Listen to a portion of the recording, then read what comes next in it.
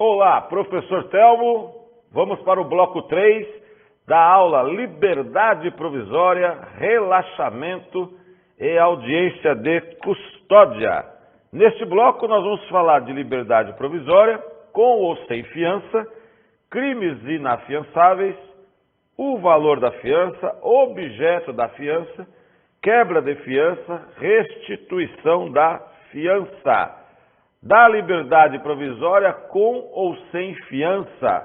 Este instituto está previsto lá no artigo 321 até o artigo 350 do nosso Código de Processo Penal. O que diz o artigo 321? Ausentes os requisitos que autorizam a decretação da prisão preventiva, o juiz deverá conceder liberdade provisória, impondo, se for o caso, as medidas cautelares previstas no 319 e observados critérios constantes do artigo 282. O que quer dizer isso aqui, turma? A regra é que alguém que cometa crime, por regra, é que ele responda ao processo em liberdade. É uma questão de política criminal do nosso ordenamento jurídico. Vejam, cometeu crime, mesmo que tenha sido preso em flagrante, só será preso, ou seja, só ficará preso, permanecerá preso, se houver aqui elementos que autorizem a prisão preventiva, ou seja, a regrinha lá do artigo 312. Mas mesmo assim, antes do juiz aplicar aqui a regra da prisão preventiva, o juiz tem que analisar se não é o caso de aplicar ao acusado as medidas cautelares do artigo 319. Por isso que a regra, repito, é a liberdade. Por questões de política criminal, é isso que é o previsto no nosso ordenamento jurídico. Da liberdade provisória com ou sem fiança. O que é fiança? É um direito do réu que lhe permite, mediante caução, artigo 326, e cumprimento de certas obrigações, ficar em liberdade durante o processo, desde que preenchido determinados requisitos. É um depósito em garantia, é garantia de boa-fé, ou seja, o acusado que paga uma fiança ou que tem direito de ser afiançado por uma conduta criminosa, tem o direito de responder o processo em liberdade. O que diz o artigo 322? Fala de quem pode conceder fiança. A autoridade policial, ou seja, o delegado de polícia, somente poderá conceder fiança nos casos cuja infração da pena máxima de liberdade não seja superior a 4 anos.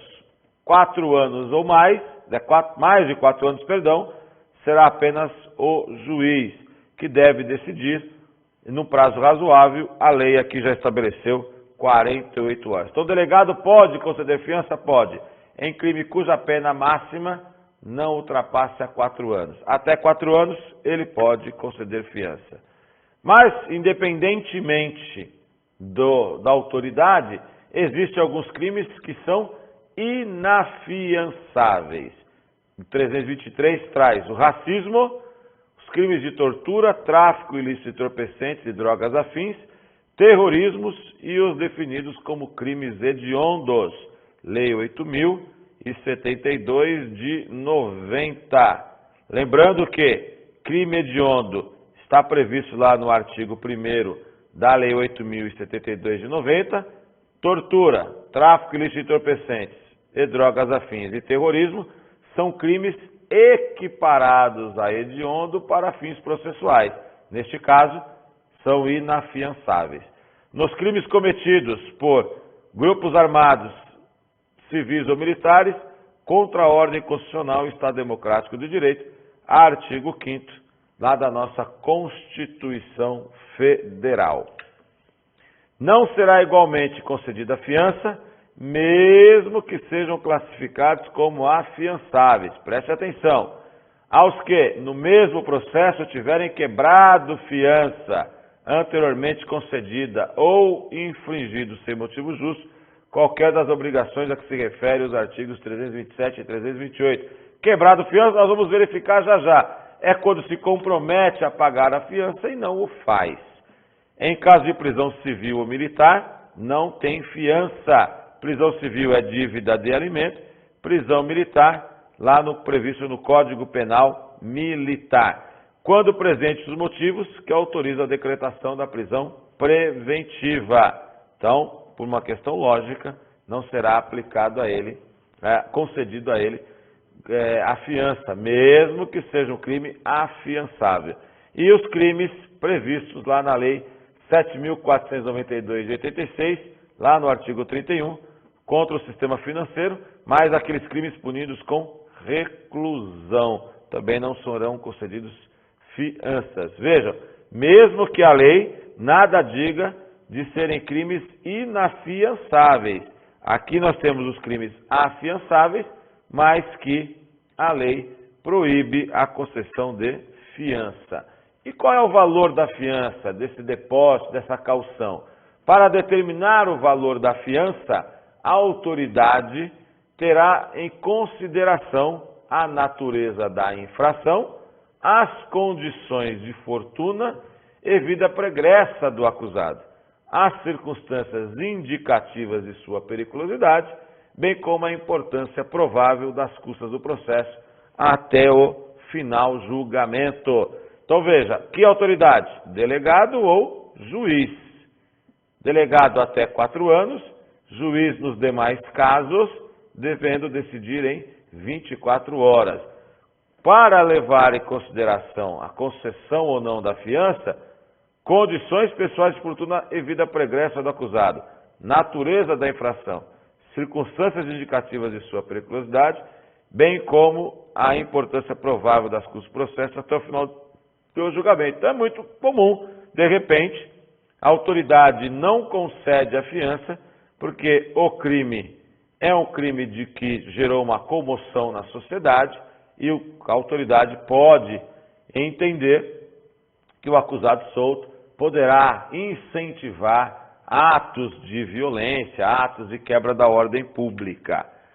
Valor da fiança. O valor da fiança será fixado pela autoridade que a conceder nos seguintes limites: 1 a 100 salários mínimos, quando se tratar de infração cuja pena privativa de liberdade no grau máximo não for superior a 4 anos. 10 a 200 salários mínimos, quando for superior a 4 anos. Se recomendar a situação econômica do preso, a fiança poderá ser dispensada, ok? Reduzida até o máximo de 2/3, então aqui precisa ter o atestado de pobreza comprovado, reduzida até o máximo de 2/3 e aumentada de 1000 vezes, tudo isso incluído pela Lei 12.403 em 2011. Então, o delegado de polícia, que pode conceder fiança até 4 anos, poderá aqui fazer esses cálculos, levando em consideração natureza da infração, vida pregressa, meios de fortuna do acusado. Quem pode prestar fiança? O próprio réu ou um terceiro. Então nós temos essa possibilidade no Brasil, né, de alguém poder prestar fiança a alguém que esteja, uma pessoa diferente de que cometeu o crime, para aquela que cometeu o crime. O réu e quem prestar a fiança serão, pelo escrivão, notificados das obrigações e da sanção prevista nos artigos 327 e 328, que constará dos autos. O que diz o 327 e o 328? A fiança tomada por termo obrigará o afiançado a comparecer perante a autoridade todas as vezes que for intimado para atos de inquérito da instrução criminal e para julgamento. Quando o réu não comparecer, a fiança será vista como quebrada.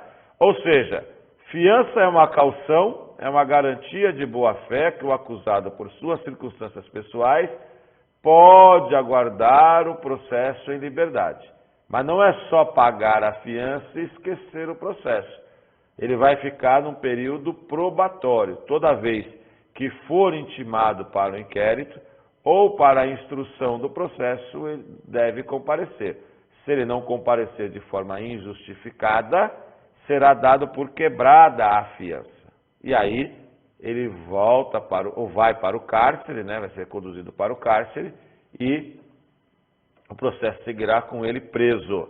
O réu afiançado não poderá, sob pena de quebramento da fiança, mudar de residência sem prévia permissão da autoridade processante, ou ausentar-se por mais de 8 dias de sua residência, sem comunicar àquela autoridade o lugar onde será encontrado. Se assim o fizer, também será julgado quebrada a fiança.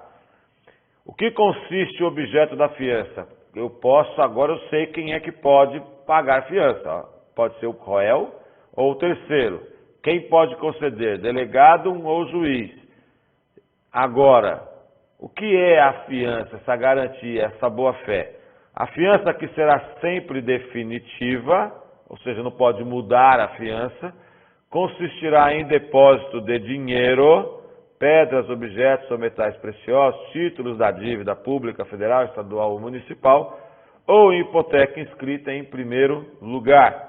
A avaliação de imóvel de pedras, objetos ou metais preciosos será feita imediatamente por perito nomeado pela autoridade. Quando a fiança consistir em caução de títulos da dívida pública, o valor será determinado pela sua cotação em bolsa, e sendo nominativos, exigir-se-á prova de que se acham livres de ônus. E o que é a quebra da fiança? Nós já vimos lá no 325, no 327, então, julgar-se-á quebrada a fiança também quando, regularmente intimado para a ata do processo, deixar de comparecer sem motivo justo. Veja, motivo justo, então precisa haver aqui um contraditório. Por que você não compareceu? Então tem que ser intimado e dar a sua explicação, que poderá ser ou não aceita. Deliberadamente, praticar ato de obstrução ao andamento do processo, ou seja, está na boa-fé de aguardar o processo de liberdade. Mas aí vai o réu, o acusado, ameaçar a testemunha. Vai o acusado constranger a vítima. Descumprir medida cautelar imposta cumulativamente com a fiança. O artigo 319 enumera 7 causas de concessão da medida cautelar. Uma delas é a fiança, mas pode ser fiança com limitação de final de semana, fiança com proibição de comparecer a determinados lugares, fiança com proibição de estar ausente da comarca. Então, cumulativamente, o réu pode ter pago regularmente a fiança, mas aí ele descumpre uma outra medida cautelar. Resistir injustificadamente à ordem judicial, praticar nova infração penal dolosa, ou seja, pratica um novo crime doloso. Se vier a cometer um crime culposo, não é caso, obviamente, de quebrar a fiança, porque o Código assim, o legislador assim não previu. A fiança que se reconheça não ser cabível na espécie, será cassada em qualquer fase do processo. Será também cassada a fiança quando reconhecida a existência de delito inafiançável, no caso de inovação na classificação do delito. Estava em liberdade, cometeu um crime que agora é inafiançável, então a fiança será cassada, será devolvido lá partes ao acusado e ele será conduzido preso e responderá ao processo preso. Restituição da fiança. Se a fiança for decretada sem efeito ou passar em julgada a sentença que houver absolvido o acusado ou declarada extinta a ação penal, o valor que a constituir atualizado será restituído sem desconto, salvo o disposto no parágrafo único do 336. Esse dispositivo terá aplicação ainda no caso da prescrição, depois da sentença condenatória. Ou seja, devolve-se o valor da fiança quando? Quando o acusado é absolvido ou quando é extinta a ação penal, com exceção aqui da prescrição. Ou seja, ainda no caso de prescrição. Então, houver absolvido o acusado ou declarado extinta a ação penal, o valor que a constituir atualizado será restituído sem desconto, salvo o dispositivo no parágrafo único do 336. Este dispositivo terá aplicação ainda no caso da prescrição depois da sentença condenatória. Perda do direito do réu receber os valores da fiança. Entender-se-á perdido na totalidade o valor da fiança, se condenado, o acusado não se apresentar para o início do cumprimento da pena definitivamente imposta. Por quê? Ele estava em liberdade, obviamente. Só que ele foi condenado e ele não apareceu para cumprir a pena. Então perderá o direito à fiança. Muito obrigado, até o próximo bloco.